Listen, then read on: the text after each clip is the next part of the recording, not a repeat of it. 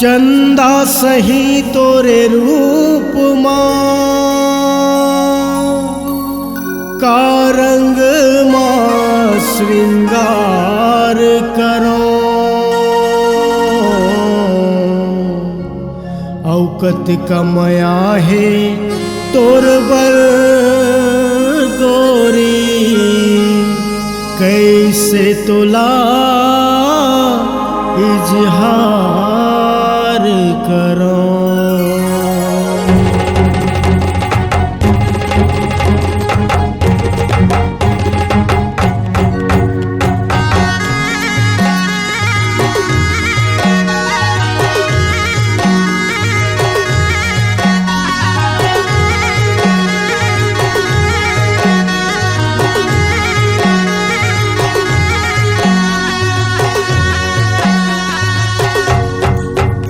मोला मन लागे गोरी वो तोर संग खेले बर होरी मन लागे ना। हे मोला मन लागे रानी मोर तोर संग खेले बर होरी मन लागे ना।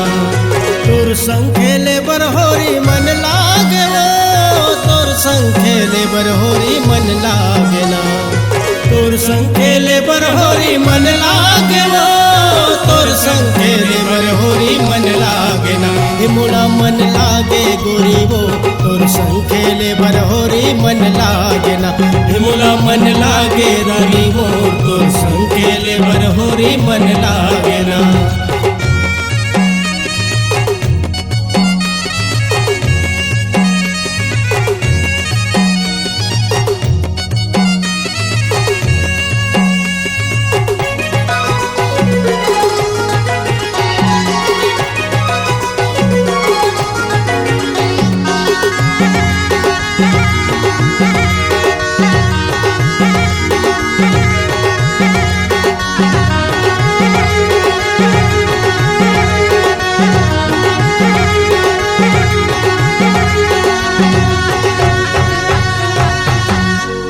मांदर बजा हूँ ये गवाहूँ तो लकाओ ये गवाहूँ तो लना। आबे बांध के ते घुंघरू हो ए न चाहूँ तो लकाओ ए न चाहूँ तो लना। ए मोला ए मोला ए मोला मन लागे काओ तोर संग खेले बर होरी मन लागे ना। ए मोला मन लागे गोरी वो तोर संग खेले बर होरी मन लागे ना। तोर संग खेले बर होरी मन लागे वो तोर संग खेले बर होरी मन लागे ना।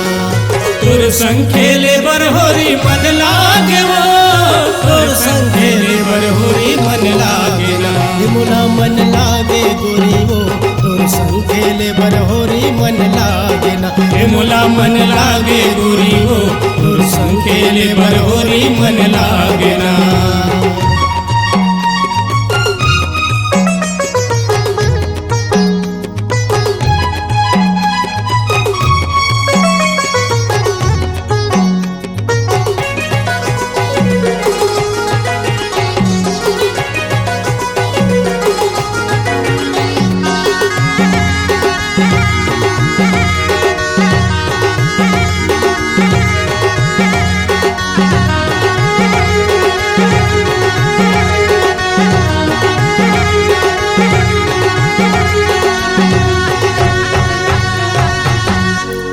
लाली गुलाबी हे लगाहूँ तो लकाओ